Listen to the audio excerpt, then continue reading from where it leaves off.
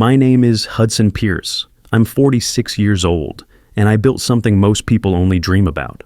For 18 years, I poured everything I had into Prime Cut Steakhouse, a restaurant empire that started as a single location in Deep Ellum and grew into 3 of Dallas's most respected dining establishments. We serve the kind of steaks that make grown men weep and the kind of wine that makes deals happen. Today, Prime Cut employs 127 people across Dallas, Uptown, and Plano. Our 2024 revenue hit $8 million. Not bad for a guy who started as a line cook, making $8 an hour, burning his forearms on grill grates, and learning that in the restaurant business, you either build walls or you get burned. I've always been methodical, obsessive some might say. From inventory management to staff scheduling, from wine selection to lease negotiations, my philosophy has been the same since day one. Trust the system, not the person. Build fail-safes, create backup plans, and always assume someone's going to try to screw you over. And ironically, it was exactly that paranoia that saved me from being wiped off the map while I was lying unconscious in a hospital bed, fighting for my life. Let me back up. In March 2025, I was riding my Harley-Davidson Fat Boy home from our Plano location after a late inventory meeting. It was past midnight. I-635 was empty, and I was making good time until a drunk driver in a pickup truck ran a red light at the Coit Road exit. The impact sent me flying 40 feet into a concrete barrier, multiple fractures, severe brain trauma, internal bleeding. The doctors at Parkland Hospital induced a medically controlled coma to reduce brain swelling and give my body time to heal. I was out from March 80th until June 22nd, 3.5 months. During that time, my wife, Sophia Pierce, 41 years old, took over as my legal proxy under the power of attorney I'd signed 8 months earlier, back when I still trusted her completely. She had full access to my office, my files, my restaurants, and instead of protecting what we'd built together, she decided to steal my entire life's work and disappear with the money.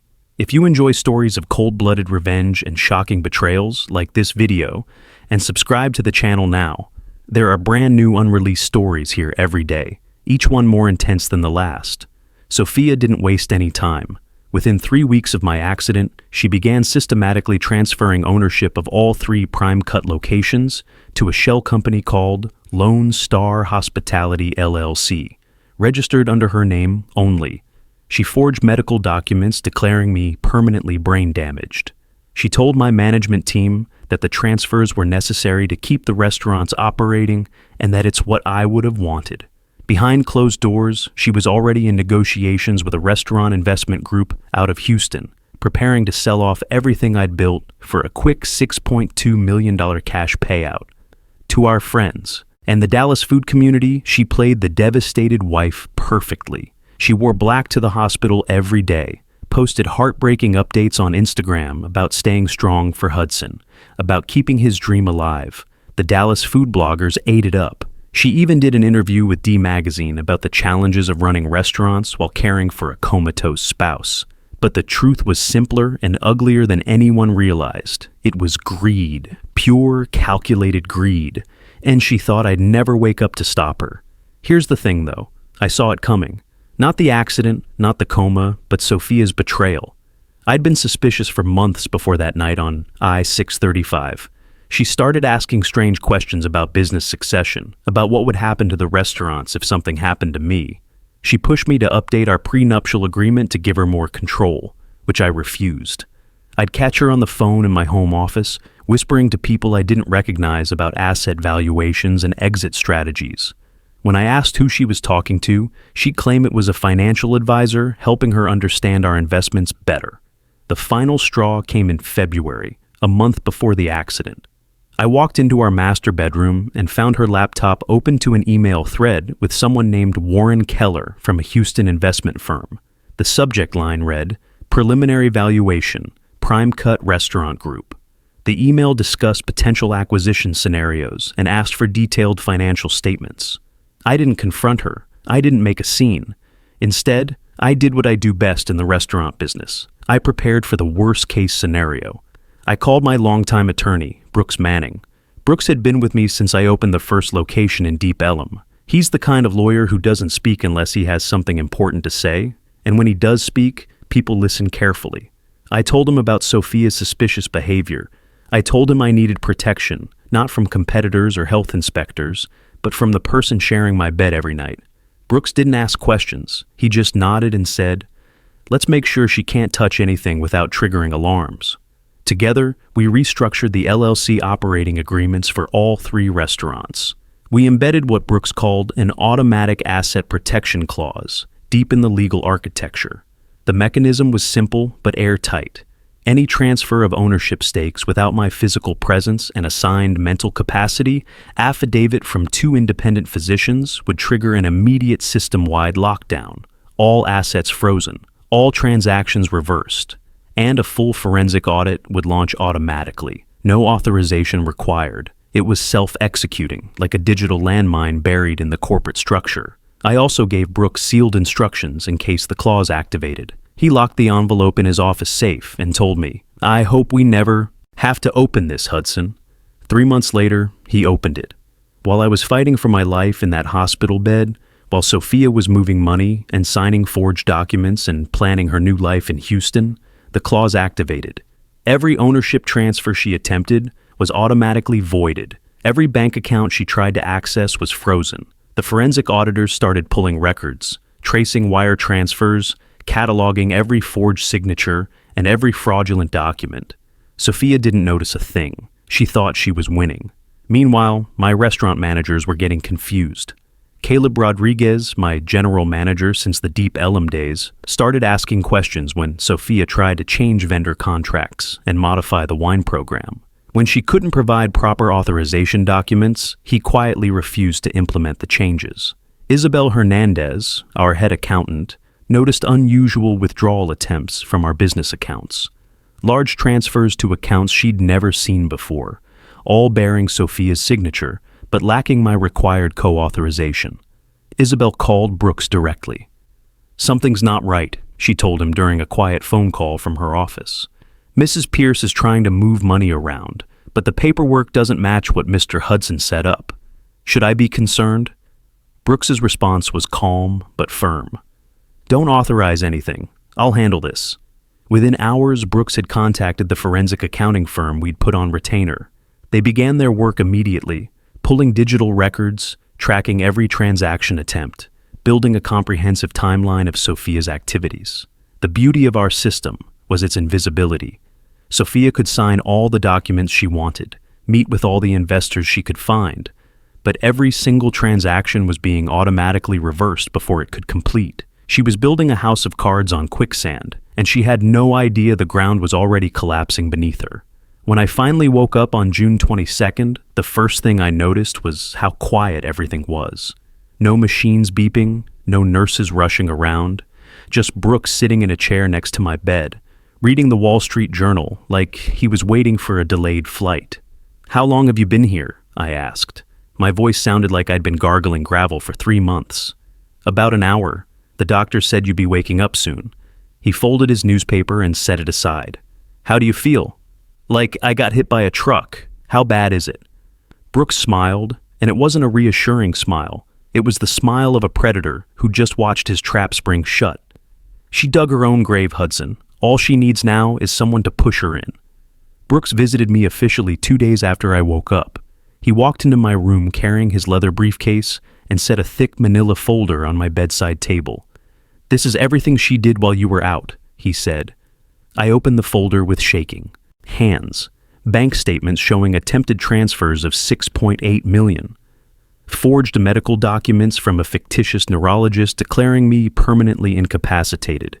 Email chains with the Houston Investment Group discussing asset liquidation. Text messages where she referred to me as the obstacle and discussed timeline for cleaning up the situation. Wire transfer attempts to offshore accounts in the Cayman Islands. Meeting notes from 3 separate negotiations to sell the restaurants piece by piece. A signed letter of intent to sell our Deep Ellum flagship for $2.1 million to a chain restaurant company. "How much did she actually move?" I asked. "She tried to move everything. $8 million in restaurant valuations, another $1.2 million in liquid assets." She also attempted to refinance our Deep Ellum property and open a credit line using the business as collateral. Attempted? Every transaction was reversed the moment it hit our system. The protection clause worked perfectly. She kept signing documents and setting up her exit strategy, not realizing that every move was being tracked and cataloged. By the time she figured out something was wrong, she'd implicated herself in 12 separate acts of fraud.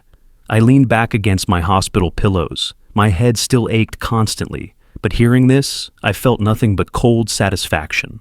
The paranoia that had driven me to create these protections, the same paranoia Sophia had mocked as excessive and controlling, had saved everything I'd worked 18 years to build. "What's next?" I asked. "Emergency hearing in Dallas County District Court, Thursday morning. Sophia thinks it's a routine hearing about your medical status and whether she needs to continue as your legal proxy. She has no idea what's waiting for her. I want to be there. Hudson, you just woke up from a 3-month coma. The doctors want to keep you for observation for at least another week. I want to be there." Brooks studied my face for a long moment. He'd known me for nearly 2 decades. He could see that this wasn't negotiable. "I'll arrange it," he said finally. "But you're going to look like hell, and she's going to know immediately that something's wrong." "Good. I want her to see me. I want her to understand that I know everything." The hearing was scheduled for 10 a.m. at the Frank Crowley Courts building. I discharged myself against medical advice on Wednesday night. I was weak, had lost 30 pounds, needed a walking cane, but my mind was crystal clear with purpose. Brooks picked me up in his black Suburban early Thursday morning. We drove through downtown Dallas, past Reunion Tower, past the Arts District, where I'd first dreamed of opening a restaurant empire, to the courthouse on Riverfront Boulevard. "You ready for this?" Brooks asked as we pulled into the parking garage. I gripped my walking cane and thought about everything Sophia had tried to steal.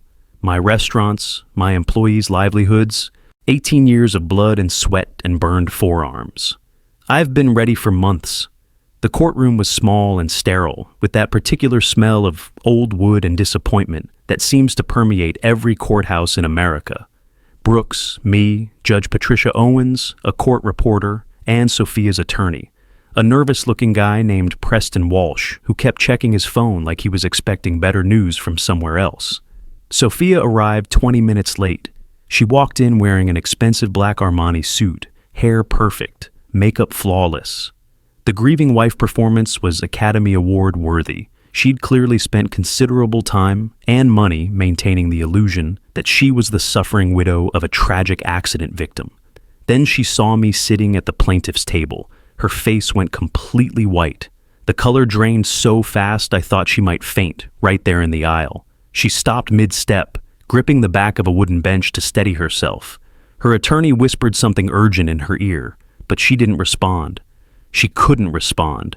She just stared at me with the expression of someone watching their entire world collapse in real time. I didn't smile. I didn't nod. I didn't give her any kind of acknowledgement that might suggest forgiveness or understanding. I just looked at her, making sure she understood. "I know everything you did. Every lie, every forged document, every stolen dollar, every meeting with investors while I was fighting for my life." And in that moment, I realized that whatever we'd had, whatever I thought we'd built together over 8 years of marriage, had transformed into something completely different. Not love, not even hate. Just cold recognition of what she'd chosen to become, a thief who'd tried to steal my life's work while I lay unconscious. She sat down in the back row, her hands visibly shaking. Even from 3 rows away, I could see her struggling to maintain composure. Judge Owens called the hearing to order. "This is an emergency hearing regarding the temporary guardianship and business operations of Prime Cut Restaurant Group. Mr. Manning, you've requested this hearing on behalf of your client, Hudson Pierce. Please proceed." Brooks stood up slowly, deliberately. He'd been practicing law for 30 years, and he knew how to work a room. "Your Honor, my client Hudson Pierce has recovered from his medically induced coma and is present in court today to address serious irregularities that occurred during his incapacitation." "Mr. Pierce, it's good to see you've recovered," Judge Owens said, looking at me with what seemed like genuine relief. "I understand you were in critical condition for several months." "Yes, Your Honor, 3.5 months. And during that time, my wife attempted to steal my business." Preston Walsh jumped to his feet. "Objection, Your Honor. That's an inflammatory accusation without— Mr. Walsh, Judge Owens cut him off. This is not a jury trial. Mr. Pierce is allowed to state his position. Please continue, Mr. Manning. Brooks opened his briefcase and pulled out a stack of documents thick enough to choke a horse. Your Honor, during Mr. Pierce's medical incapacitation, Mrs. Sophia Pierce, acting under power of attorney, attempted to transfer ownership of all Prime Cut Restaurant Group assets to a shell company under her sole control. She forged medical documents, created fraudulent corporate resolutions, and negotiated the sale of the business to outside investors without proper authorization. He handed copies to the judge and to Walsh. All of this occurred while she was publicly portraying herself as the devoted wife trying to preserve her husband's legacy. Judge Owens read through the documents in complete silence. The only sounds in the courtroom were the turning of pages and Sophia's increasingly shallow breathing from the back row. I could practically hear her heart racing. After what felt like an hour but was probably only 10 minutes, Judge Owens looked up. These are serious allegations, Mr. Manning. Do you have evidence to support them? Extensive evidence, Your Honor. Bank records showing attempted unauthorized transfers totaling $6.8 million. Forged medical evaluations from a non-existent neurologist. Email communications with Houston investment groups discussing the sale of restaurant assets. Text messages referring to her husband as the obstacle that needed to be cleaned up. Brooks was presenting our case like a master chef preparing a 7-course meal. Each piece of evidence built on the last, creating an overwhelming picture of systematic fraud and betrayal. Mrs. Pierce, Judge Owens said, looking directly at Sophia, do you have anything to say in response to these allegations? Sophia's attorney stood up, looking like a man trying to bail out the Titanic with a coffee cup. Your Honor, my client acted in good faith during an extremely traumatic period. She believed she was protecting the family business during her husband's medical crisis. Any irregularities were unintentional and made under severe emotional distress. Unintentional? Judge Owens held up one of the documents. Forged medical evaluations from a doctor who doesn't exist? Wire transfers to offshore accounts in the Cayman Islands? A signed purchase agreement with a Houston investment firm? All unintentional? Walsh's mouth opened and closed like a fish that had been pulled out of water. He had nothing. The evidence was overwhelming and undeniable. Mrs. Pierce, the judge continued, her voice taking on a harder edge. I'm going to ask you directly.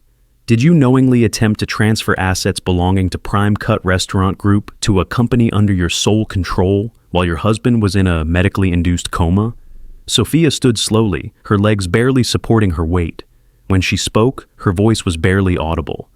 I was trying to save the restaurants. That's not what I asked. Did you knowingly make these transfers without proper authorization from your husband or the corporate board? Sophia looked at me one more time, and I saw something break behind her eyes. The last desperate hope that somehow she could talk her way out of this, that somehow her performance as the grieving wife would be enough to overcome the mountain of evidence Brooks had assembled. Yes, she whispered, I did. Judge Owens nodded grimly, her expression showing exactly what she thought of someone who would steal from their unconscious spouse. Then I'm issuing an immediate injunction. All assets transferred during Mr. Pierce's incapacitation are hereby nullified and returned to their original accounts. All accounts associated with Lone Star Hospitality LLC are frozen pending criminal investigation. The gavel came down like a thunderclap that seemed to echo through Sophia's entire body. She flinched as if she'd been physically struck.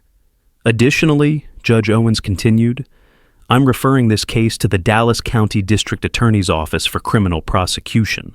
Mrs. Pierce, you are barred from accessing any jointly held assets or properties until this matter is fully resolved. Any attempt to contact your husband or interfere with his business operations will result in immediate arrest for contempt of court. This hearing is adjourned. Sophia sat there frozen, staring at the judge like she couldn't quite process what had just happened. Preston Walsh whispered something urgent in her ear and practically had to physically drag her out of the courtroom. As they passed our table, she tried to look at me one more time, but I kept my eyes fixed straight ahead. We were done. There was nothing left to say. Brooks and I walked out into the hot Dallas summer afternoon. The temperature had to be pushing 95 degrees, but after 3 months in air-conditioned hospital rooms, the heat felt good on my skin. Real. Alive. "That went well," Brooks said with characteristic understatement. "It's not over," I replied, leaning heavily on my walking cane. The physical therapy would take months, but my mind was already working ahead to what came next. "No," he agreed, "but it's a damn good start." The next few weeks were a blur of recovery and damage control. I moved out of our uptown penthouse immediately.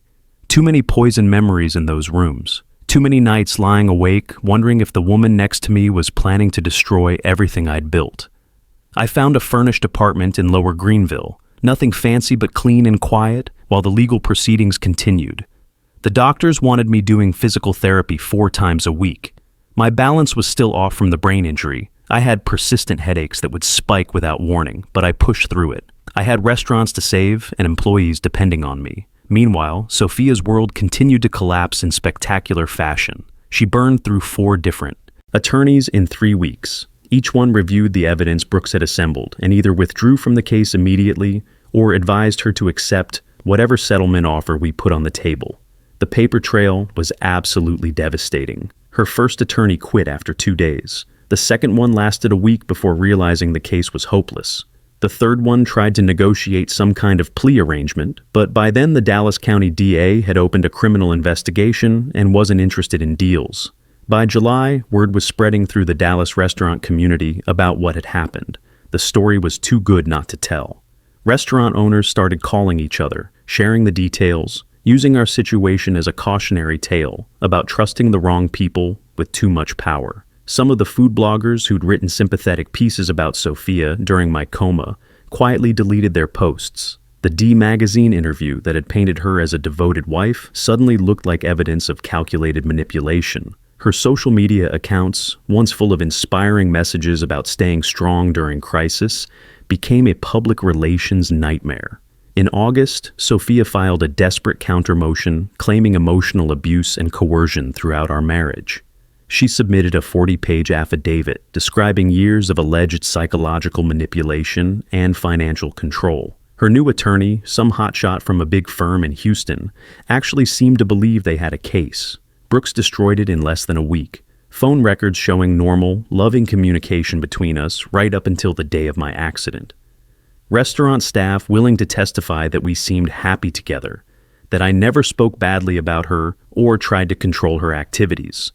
Bank records showing she had access to plenty of money for personal expenses. Social media posts from our anniversary trip to Napa Valley just 6 months before the accident, with Sophia gushing about our perfect life together and thanking me for making all her dreams come true.